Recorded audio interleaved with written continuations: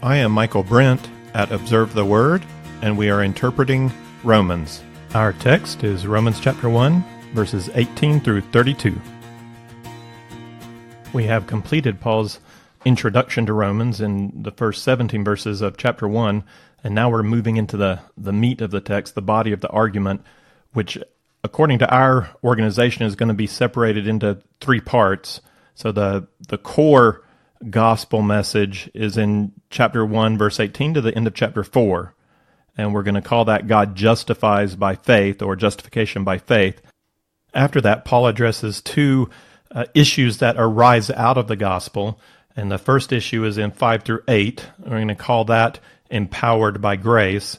And then the second issue is in 9 through 11. We'll call that included through mercy. After finishing the argument section, Paul moves into the application section, which we'll see as a call to worship as a living sacrifice.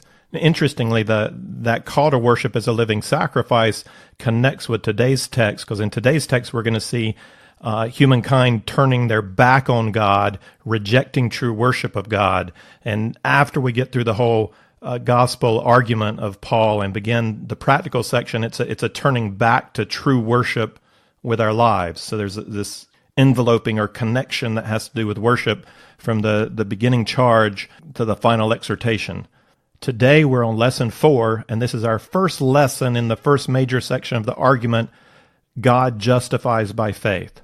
In this section, Paul uses a lot of legal language, the language of a courtroom. What we're going to see is Paul bringing an indictment or a charge against all mankind, and then there's going to be a verdict. It's kind of a surprise verdict, and then we end up with a precedent, which is supporting the verdict. And in the indictment section, we're going to break this into 3 indictments. We'll start with the indictment against pagan man, then we'll move to the indictment against the moral man, and then we'll move to the indictment against the religious man. Sometimes I forget where I get things. I don't know if I've come up with the idea or somebody else has come up with the idea, but to give credit where credit's due in this case, I'm pretty sure it was back in college on a spring break trip. I heard Josh McDowell teaching on Romans, and he used this indictment of the pagan man, the moral man, and the religious man structure, and it stuck with me, and I find it very helpful. So today we're looking at the indictment of pagan man in Romans 1, 18 to 32. And there's a major division in this text at the end of verse 25, and it's kind of clear because Paul says, Amen. And when you say Amen, you're concluding something.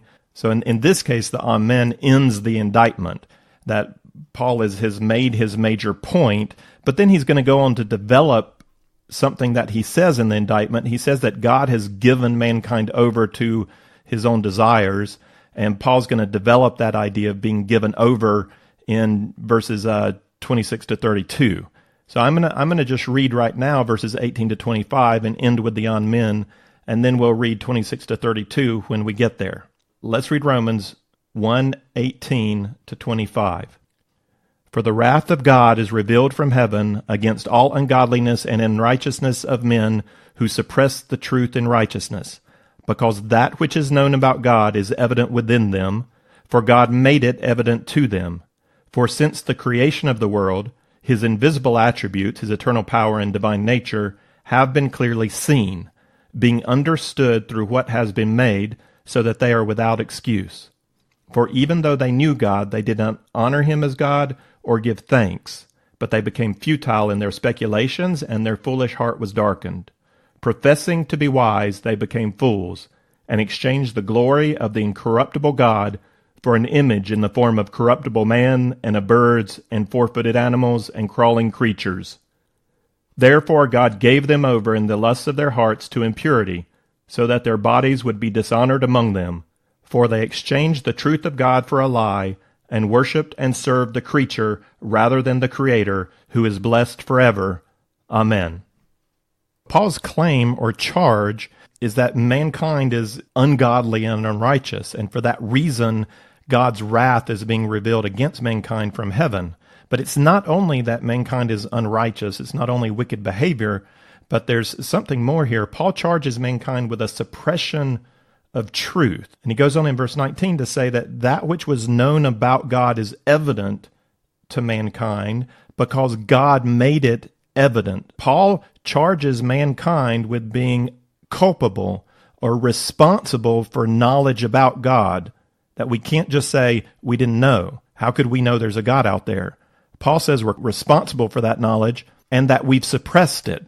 So our first evil, or the first move of rebellion against God, is to push down truth about God and then to act in whatever way we want to act, which ends up being wicked and ungodly. And notice how that idea of wrath revealed connects back to the thesis. Paul had said in the thesis in verse 17 that the righteousness of God is revealed through the gospel. Well, there's something else is being revealed here. Here, the wrath of God is being revealed. And so it's the same kind of language, so we should ask, what's the connection between the righteousness of God and the wrath of God? So what is the connection? Well, they're the same thing. The wrath of God is the righteousness of God. It's a dangerous thing to ask a righteous judge to act righteously. It's even more dangerous to ask a righteous king to act righteously. And in this case, God is both judge. He judges us guilty of breaking the law, but he's also king who's going to execute punishment. And we see this in Habakkuk. Habakkuk cried out for justice in Judah, and he got it. He didn't get what he wanted. He got the revelation of the wrath of God on Judah in the form of an invading Babylonian army. The idea that a loving God would not act in wrath makes the Bible pretty nonsensical. It's not possible to read the Bible and not get the fact that God is wrathful, that God holds people accountable for sin. It's one of the most clear aspects of the narrative, kind of from beginning to end. Starting with Adam and Eve, God didn't just ignore their sin, he banished them from the Garden of Eden. And then we follow that up with the flood and with Sodom and Gomorrah and with the Babylonians crushing Judah. You get this narrative that God, however patient and however merciful he is, he will not ignore sin. It would be wrong to connect God's wrath only with the Old Testament. Quite wrong. Jesus refers to the doctrine of hell as much as he does any other doctrine. You can't make sense of the teaching of Jesus if you remove the doctrine of hell. You're just taking one side of the story if you just focus on the love of Christ. And so the cross makes no sense. If wrath or punishment for sin is unnecessary, then what in the world is the cross? What did God do to Jesus if it wasn't necessary for a just God to punish sin? If you don't think there's wrath in the New Testament, just ask Ananias and Sapphira, or just check out the lake of fire in the book of Revelation. The Bible's consistent from Old to New. The Old Testament highlights the grace of God and the justice of God, or the wrath of God, just as the New Testament highlights the love of God and the wrath of God. We don't detach one characteristic or attribute of God from the other attributes of God. God is perfect in his knowledge, in his power, in his wisdom, in his holiness, and in his justice. We don't get to pick and choose one attribute. God is not a concept that we make up. God is who he is. We receive him as he is. Paul adds the reason for that wrath to be revealed, and it's not just that men are ungodly, it's that men suppress the truth about God, and that leads to ungodliness. Paul's going to develop these two ideas, the suppression of truth and the wrath of God.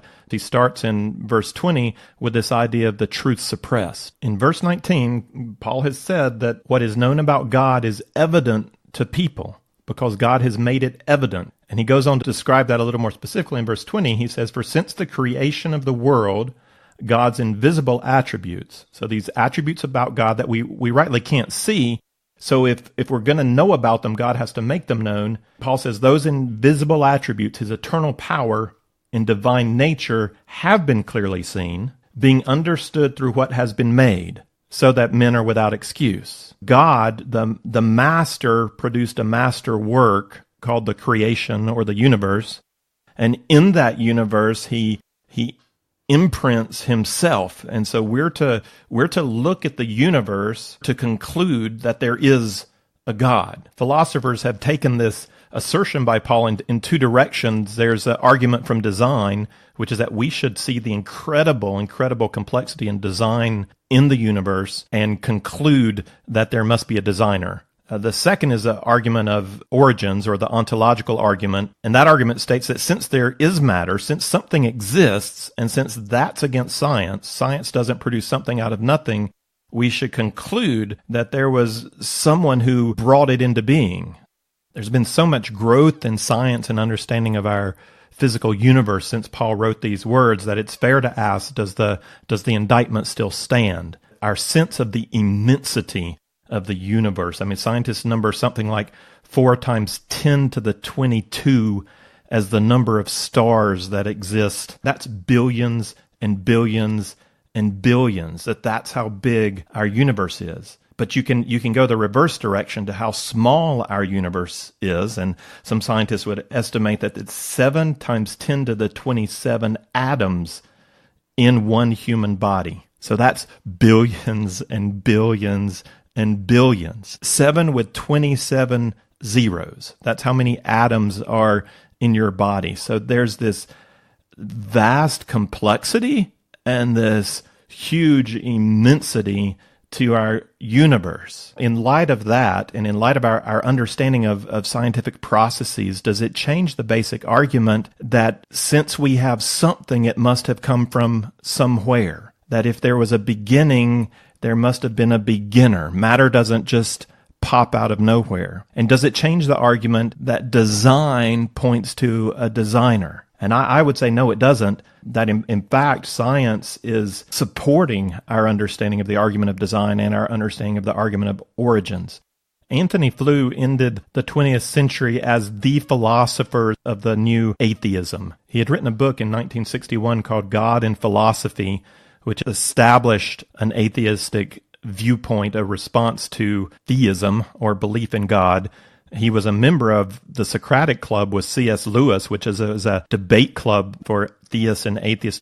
Flew seemed to be impressed with the argument that if you took a bunch of monkeys and put them in a room with typewriters and given enough time, millions and millions of years, they would eventually produce the works of Shakespeare by randomly banging out keys. And this is what we might refer to for atheists as the god of time. Anything will happen if you give it enough time. But after the turn of the century, and as we began to learn more about DNA and information theory, some enterprising scientists decided to test out this popular notion that's getting thrown around that monkeys would produce Shakespeare. And apparently the British Royal Society of Science tried it out by actually putting monkeys in a room with typewriters. And what they got was not one word. And that's very interesting that they got not one word, since you consider in English that there are at least 2 words that are only one letter. The monkeys produced no words. It was suggested that the math of getting one sonnet, for monkeys to randomly bang on typewriters in order to produce one Shakespearean sonnet precisely, the chances of getting that is 10 to the 690th power. And that number is so massive that there's no way to really understand it. The number of particles in the universe is 10 to the 80th power. So the chance of getting a sonnet is 0. There has not been nearly enough time in the universe, and there never will be, for monkeys to randomly type on a typewriter and produce a Shakespearean sonnet. So given all the time in the universe, a bunch of monkeys are not going to produce one sonnet, then how do random proteins come together in something much more complex than a poem, just into a DNA chain by random chance? And yet what we see in the universe around us is a high level of design, a high level of information. So you take one cell in your body, just the cell at the tip of your finger. That one cell has your DNA, and it's the same DNA in every other cell in your body. And in that DNA is the information necessary for every other cell in your body. So the cell in your fingertip has the information necessary for the cell in the pupil of your eye, or in your heart muscle, for the cells of your blood and your blood vessels. And all of this information is gathered in such a tiny space. Incredible reality is that each cell somehow knows exactly which information it needs. Well, the cell doesn't know, but it's been designed to work only off of the information that it needs to function. The cells in my finger, they have all the information necessary for my heart to function and exist, but they don't use any of that information. And the amount of information necessary for all of the systems of the human body. It's been compared to the amount of information that's in the Library of Congress.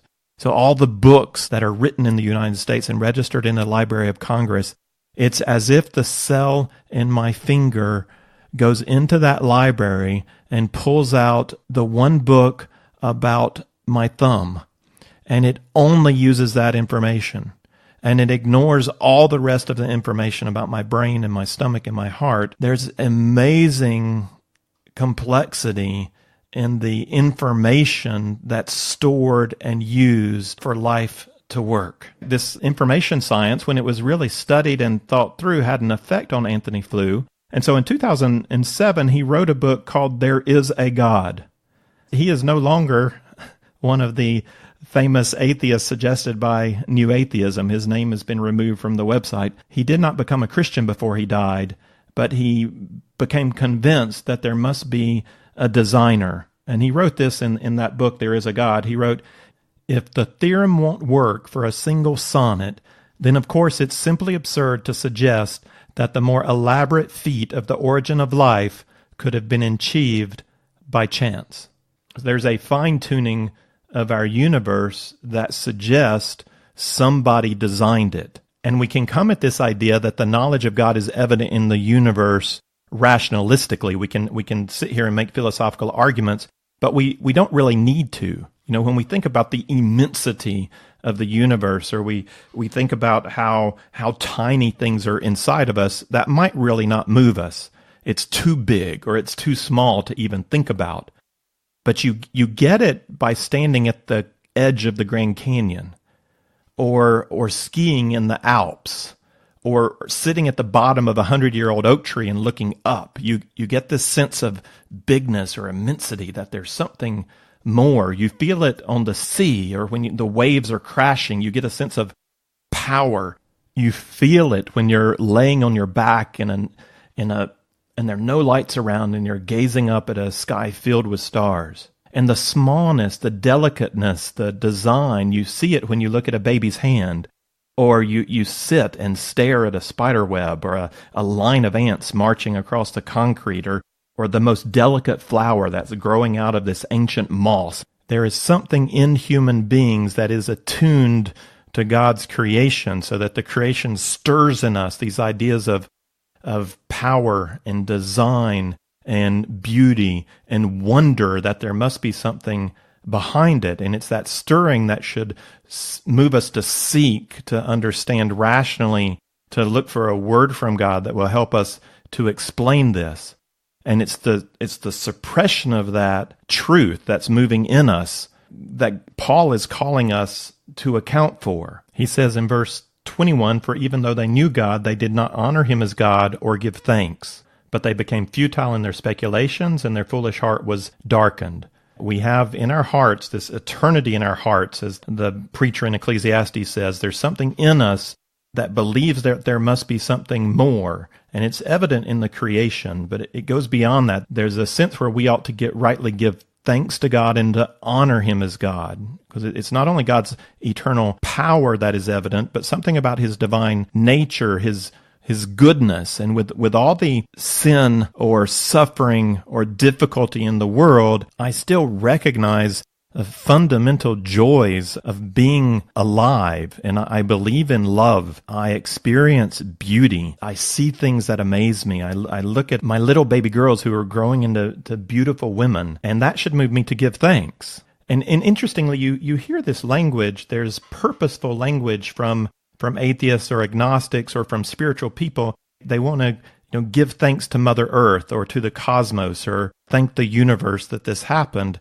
It's that eternity in us, that sense that there's something more that makes us want to attribute purposefulness, mind, or personhood to something that's inanimate. People they can't bring themselves sometimes to say God, to acknowledge God, but they want to speak of the universe as though the universe designs, has purpose, gives meaning. So I think John Lennon was quite wrong. Actually, I don't think it's so easy to imagine that there is no heaven above us.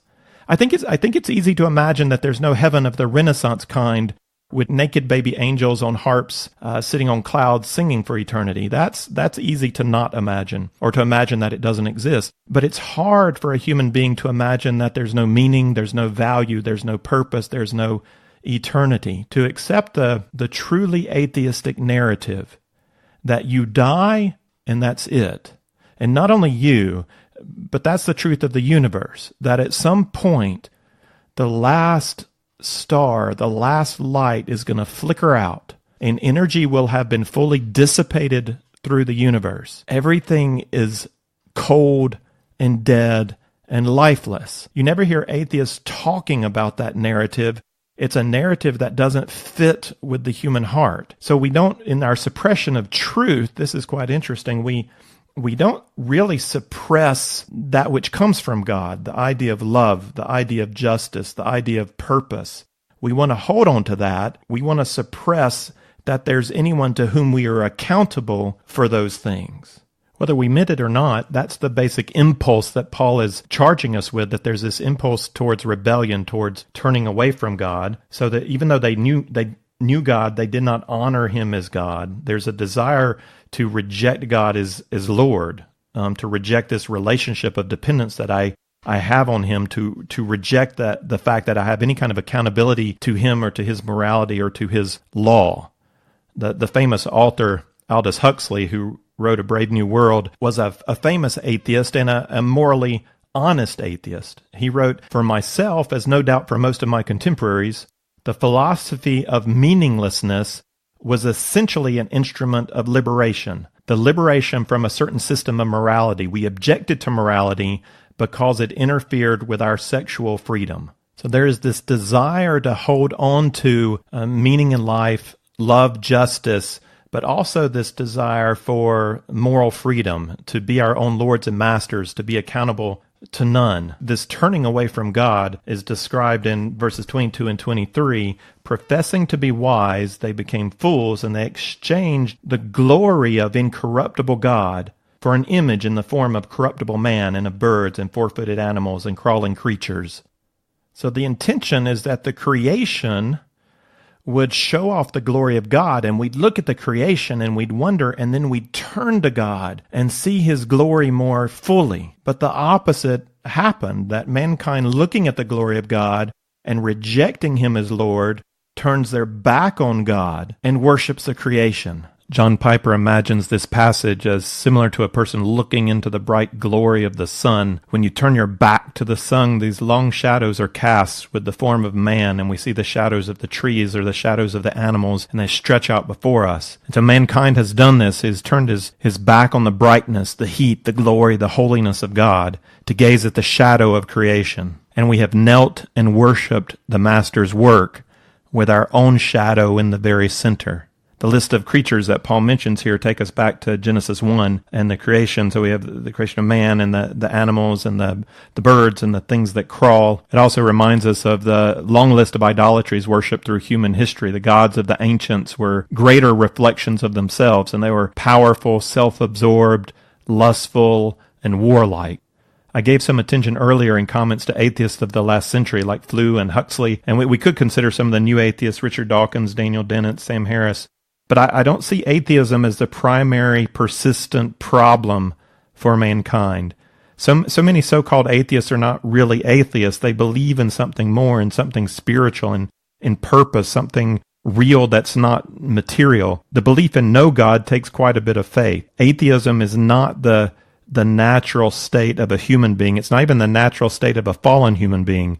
We're created to worship. We are created with souls. Paganism is much closer to our natural state and lines up with our fallen heart. There's a new paganism of the West which worships the environment, worships freedom, worships love, worships choice. You know, we call people spiritual, and we praise this idea of being spiritual without really having any kind of theology or background or book that bases our spiritualism. So it's an embracement of spiritualism in nature or in song or in some sense of morality or some sense of the other, as long as that spiritualism doesn't make us subservient. You know, we don't want lordship, but if it can bring control over life's events, if it can give pleasure, purpose, peace, power, that kind of spiritualism we can live with and we're attracted to. That's basic idolatry. So we maybe have a little more subtle idolatry, but it's basically the same thing. We've exchanged the glory of incorruptible God, not for no God, but for corruptible things, lesser things, things that help us believe in more without making us believe too much, things that promise what our hearts yearn for, even if they can't deliver. We seek satisfaction in relationships, in advancement, in nature, in popularity, in position. We have our idols. God is punishing humanity for rejecting him as creator and attributing his glory to the creation.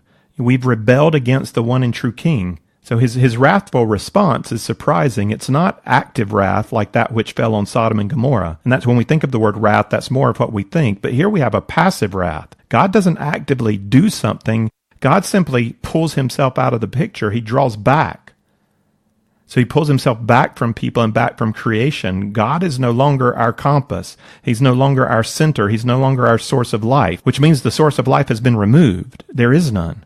We become our own center. Things revolve around us, and we no longer have a true north. So without God, our desires and our thoughts have become polluted so that our own behavior is our punishment. There are consequences to the way we live without God. And so while we're seeking fulfillment, we're going in the wrong direction. We're embracing the corruptible to give us the incorruptible.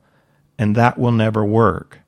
So turning our backs on God, we're no longer lifted up towards him to truly become human. Instead, our humanness is lowered down to the corruptible and fallen. We have exchanged the truth of God for a lie, and we worship and serve the things of the created realm, the idols of humanity. At this point in the text, Paul gives his amen, but he's not quite done. He wants to develop this idea of being given over.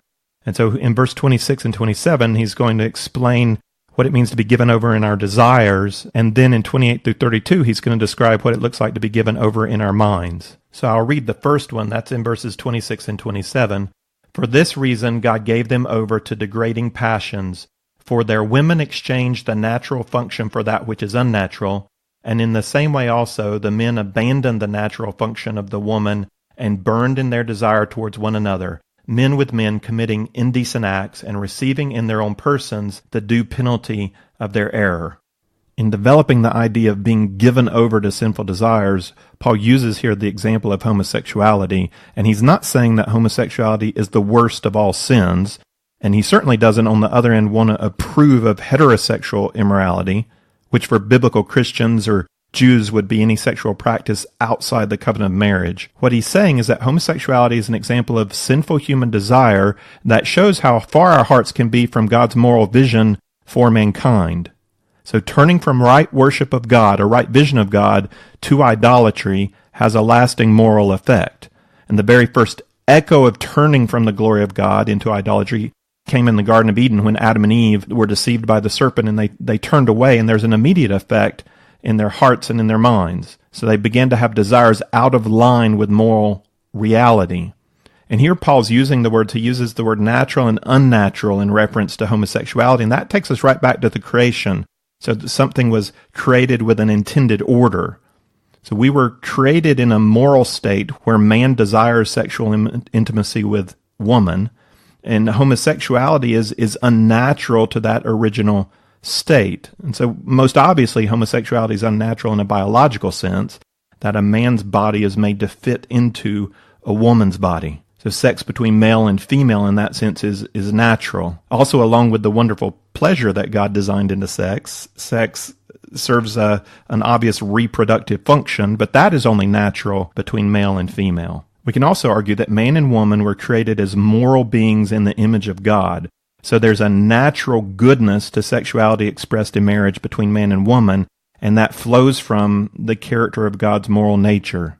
So when Paul is saying that homosexuality gives us an example of how turning from God and falling into a state of human sinfulness has an effect on our passions and our desires that move well down the road away from what God originally intended for us, and in this case, in sexual practice. That homosexuality is morally wrong was clearly understood by Jews and by early Christians, and the clear prohibition came from Moses in the book of Leviticus. The commandment in Leviticus for a man not to engage sexually with another man occurs twice, first in chapter 18 and then in chapter 20, and there's an intentional repetition of laws regarding immoral sexual practice. The first lists states the prohibition, what's wrong, this is immoral.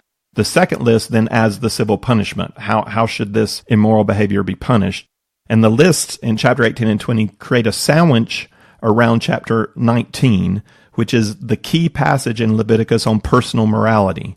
So the foundational idea of chapter 19 is that we serve a holy God, so we ought to strive to be holy even as he is holy. And this is also the chapter where Jesus quotes the second great commandment when the first great commandment is to love the Lord your God with all your heart, mind, soul, and strength. And the second that is like it is you should love your neighbor as yourself. And that's Leviticus 19:18. These 3 chapters in Leviticus apply to our personal moral behavior, and they are separated off from religious laws about Jewish worship and from civil laws about governing the nation. So these chapters are about personal morality. We can make a case in transition from the Old Covenant to the New Covenant that certain religious and certain civil aspects of the Old Covenant have been changed by the New. They've been fulfilled in Christ, and so they no longer apply in the New Covenant. We cannot make that same claim for moral law.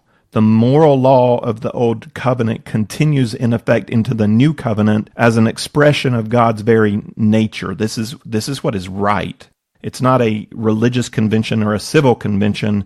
It's moral reality. For example, there's nothing intrinsically wrong with eating shrimp. It only became wrong to eat shrimp because God gave that as a command, part of his civil covenant to set his people off from the people around them. Adultery, on the other hand, comes out of the moral law section. So this is something out of the heart of God, that when a man commits and promises in covenant to a woman and engages in sexual intimacy with that woman, then that's to stay in that covenant of marriage. And that's a moral reality. So that's true in the old as it's true in the new. What's our vision for sexual morality? It doesn't change between the old and the new. 3 things from the list in Leviticus help us to interpret Paul's comments here, and even suggest that Paul had in mind not only the creation, but he had in mind the moral law given by Moses.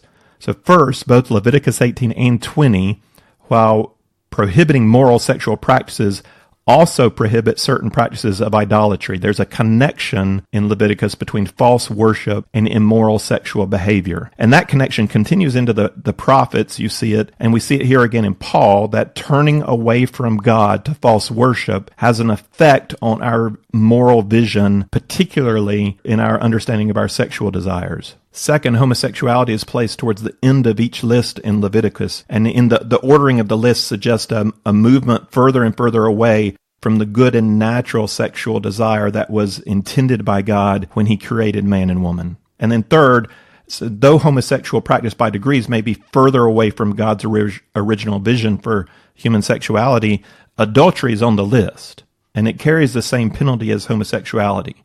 So in fact, all sex outside of marriage is considered to be grievous sin to God, who created male and female to enjoy monogamous sexual intimacy in the context of a faithful marriage. So we're not setting homosexuality off in its own list as some especially perverse sin.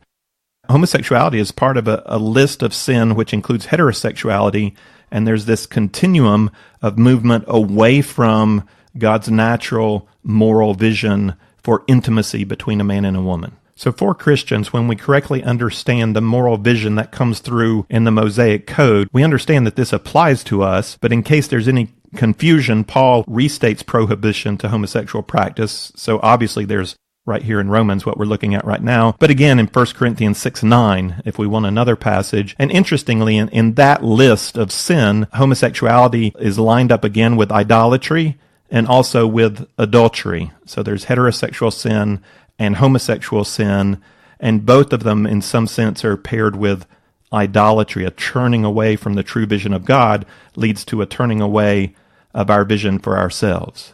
We can't accurately see who we are if we don't accurately see God and receive his vision for who we are. So God gave us gender identity in Genesis chapter 1 and chapter 2, and that is a central aspect of his creation. And God created man in his own image. In the image of God, he created him. Male and female, he created them. And God blessed them, and God said to them, "Be fruitful and multiply and fill the earth and subdue it and rule over it." Male and female equally share the intrinsic value of being created in God's image. We are image bearers. God gives us our identity, and the identity of being human includes bearing his image, holding a special position of greater value than animals, and being given a gender, that we're created either male or female. So in turning away from our Creator, the modern society or modern paganism has lifted freedom above all virtues, and this claim that we have freedom to define who we are, essentially who we are. We give ourselves value. We choose our own gender. What an incredible burden to place on children. You have no identity. You have to come up with it on your own. And so in this freedom, what we're creating is confusion, and it's a lie. You don't get to define who you are, and you don't get to define what your value is. There's got to be something objective, or it all depends on the strength of our own mental abilities to convince ourselves of something that may or may not be true. Who am I? If we don't answer that question based on the vision of God, there's no objectiveness to the answer. It's a figment of our own mental games. Who am I is not a question that you get to answer, or that you should even have to answer. Not foundationally. You get to build on the foundation of who you are. You get to make choices, and you get to choose your own unique expression. But fundamentally, you are a child of the King. You are an image bearer, and you've been created male or female. And unfortunately, fundamentally, you have fallen in that image, that you have a twisted image. Because we have to move on to Genesis chapter 3 and the original turning away from God. So rather than judging the creation, the serpent, Adam and Eve were willingly deceived by the serpent, and the most obvious immediate result of their sin was a loss of intimacy. They hid their bodies from each other, and they hid themselves from God. There was an embarrassment, a hiding, and it was followed by a judging and blaming of one another. So there was this immediate twisting of their desires, and their moral vision became polluted, and the effect was spiritual, it was emotional, it was also physical. As God withdrew himself from creation, there became pain in childbirth and pain in the toil of working. And so God gave them on to their own desire to define for themselves what is good and evil. The older homosexual message, say of the last 40, 50 years, has been, we were born this way. We have these desires from birth. How can it be wrong? How can you tell us that we're sinful if we have desires that we're born with? Which is an interesting argument. It's a little confusing why Christians fall for that one, because a basic principle of Christianity is that we are twisted in our very desires, that all of us are born with desires we ought not act on. So if it is true that you are born with homosexual desire, if that's true, it still doesn't free you to act on those desires. Interestingly, however, the message is changing, becoming increasingly varied, and to be politically correct, I think I should call it the LGBTQ message, not the homosexual message, but things are moving so fast, it's hard to keep up with. But the new message seems to be, we choose. Birth does not define me. And it's an overturning of the old message. There's no longer this desire to say, I'm born this way. There's this desire to say, I define me, and I can change that definition whenever I want to. That's the voice of modern paganism. It's a new kind of spirituality that embraces a new sexual vision based on personal choice. And it's further and further and further from the true vision that comes when we see through the eyes of God. So as a Christian, I don't think it's critical to decide whether someone can be born with homosexual desire or whether it comes through socialization. I think it could be either. I don't think we have to choose nature or nurture in addressing the idea that homosexual desire is a sinful desire, a twisting away from the natural moral vision that God gives us in the creation. So I was born with greed and pride and selfishness. I have confused wiring I've been given over, and there's a fallenness that comes with that, and I'm twisted from birth. That's a basic assertion of Christianity. And on top of that, my socialization has created other desires or taken me down other roads where I've built on those sinful desires to increase them and get further and further away from God and his moral created order. Homosexuals are being called to turn back to God for identity. Let God tell you who you are. And like for all of us, that includes laying your desires before God and saying, this is what I desire, God. What would you have me do, Lord? How do I rightly worship you with these desires? And God is going to call them not to act on those homosexual desires. And God might remove that desire, and he might not. This is true for all of us. The one who struggles with pornographic desire, coming to Christ, walking with Christ, they might be free of that desire. They might not be freed from that desire. The alcoholic might be freed from desire. He might not be freed. The greedy might be freed from a lust for money. He might not be. The prideful might be freed. He might not be. God deals with each of his servants individually in this process of becoming who he's created to be. We're being restored into the full image of Jesus Christ. Each man, each woman has their own set of struggles. So it seems to me that homosexuality is an especially heavy struggle for a Christian brother or sister to have to bear. It is a very difficult road to walk, to be a believer and to have a homosexual desire that you are not able to act on. You can't let that desire lead you into intimacy. And that's hard. There's no two ways about it. And if God doesn't remove the desire, God doesn't remove the desire. Still, we have to name the desire as God sees it.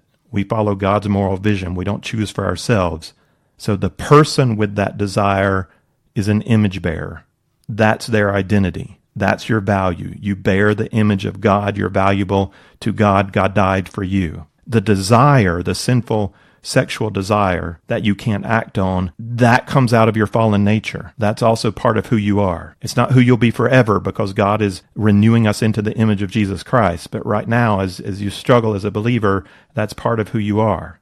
The practice of that desire is sin, is an act of sin. And God calls us not to go there. God has given us over to degrading passions. Passions far from his natural vision for man and woman to practice sexual intimacy together. And if we go there, then we receive in our own persons the penalty of our error. We see the pollution of the image, and we don't only see it in the effect of our heart's desires, we also see it in how we think about sin, how we rationalize or justify sin. And so rather quickly, I'm going to go through the last verses in these texts where Paul talks about the fact that we have been given over to a depraved mind. Verses 29 through 31 contain a long list of sinful behaviors that we can easily recognize in our own society. There may be some organization to this list. In the Greek, the first four attributes have the same ending, and in the last five words in the list have the same prefix. So the effect doesn't really come out in English. A little bit at the end of my English where it says untrustworthy, unloving, unmerciful. So there's some literary kind of grouping of the attributes. But the main point of the list is to show the immorality of human society. We see all of these examples in the news every day. We see them in our neighbors. We see it in our friends. We see it in our children. Sometimes we see it in ourselves. And not all of them every day may be in ourselves, and not to the worst extent. But these are undeniably fruits that come out of the human heart. This list strengthens Paul's indictment against pagan man. This is what he was talking about in verse 18 when he said the wrath of God is being revealed against the ungodliness and the unrighteousness of men who suppress the truth. And in the previous verses, the suppression of truth was a denial of the impulse in our hearts to recognize God from the creation. Here's another kind of truth suppression. Paul says in verse 32, although they know the ordinance of God that those who practice such things are worthy of death, they not only do the same, but also give hearty approval to those who practice them. It's not quite clear who Paul's referring to. Who are those who know the ordinance of God and know it's worthy of death? So Adam and Eve are examples with the earlier references to the creation. From the very beginning, there was knowledge of the one command, don't eat this fruit, and that the result is death. And then the Israelites, through history, they understood the commands of God, and they understood that ultimately these things either directly lead to death or ultimately lead to death in separation from God. And though maybe not as clearly as those who have this kind of special revelation, people in general, when they're honest, when they're objective, look at this list of attributes and agree this is wickedness, this is bad, these things deserve punishment, especially when somebody acts this way against me and mine. And yet, while trying to affirm some kind of humanistic morality on one side, we still justify our behavior on the other side. So I'm reminded currently in the news by the move of companies and entertainment groups right now responding to the Me Too movement by asserting their pro-woman credentials while continuing to use feminine sexuality to advertise or to entertain. So from the outside, to me, it looks clear hypocrisy.